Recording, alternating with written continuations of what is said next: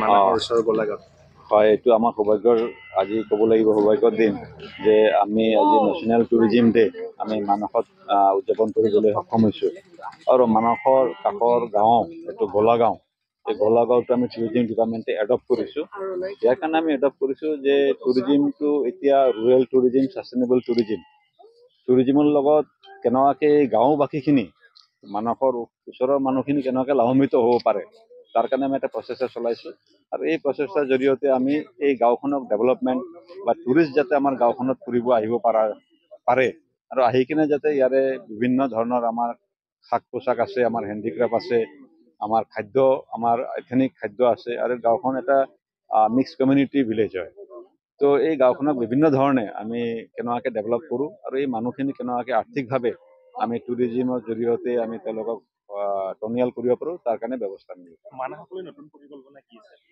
মানসত ইতিমধ্যে যেতিয়া আমাৰ ৱৰ্ল্ড টুৰিজিম ডেৰ দিনাখন জয়ন্ত মল্ল ডাঙৰীয়া মন্ত্ৰী আহিছিলে, তেখেতে এটা ঘোষণা কৰিছিলে যে মানস যিহেতু আজিৰ পৰা 10 বছৰ আগতে 12 মাহে খোলা থাকিছিলে, আমাৰ ৰেইনি ছিজন বুলি মানসত নাথাকে। তো আমিও এইটো প্ৰচেষ্টা কৰি আছোঁ। এতিয়া আমাৰ নতুন টুৰিজিম মিনিষ্টাৰ ৰঞ্জিত দা হ'ল, তো যিহেতু তেখেতে এইটো জেগাৰে মানুহ হয়, এইটো আমি চেষ্টা কৰিম যাতে বাৰিষা সময়তো আমাৰ টুৰিষ্ট ফ্ল'টো যাতে আমাৰ ইয়াতে আহে আৰু যাতে মানসত আমি যাব পৰা যায়, তো এইটো ব্যৱস্থা কৰিছোঁ। আৰু মানসত এতিয়া ৰাফটিং খুব ধুনীয়া, আমাৰ মথাংগুৰিৰ পৰা বাজবাৰীলৈকে ৰাফটিঙৰ ব্যৱস্থা কৰা আছে।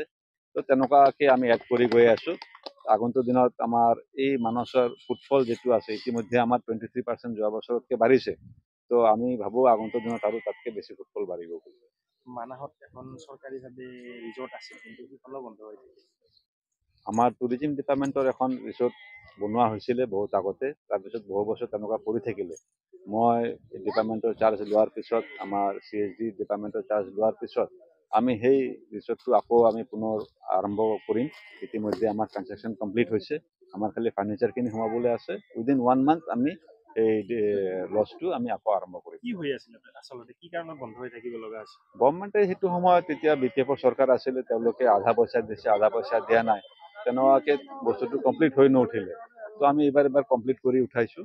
এতিয়া আমি আৰম্ভ কৰি দিম এইবাৰৰ পৰা।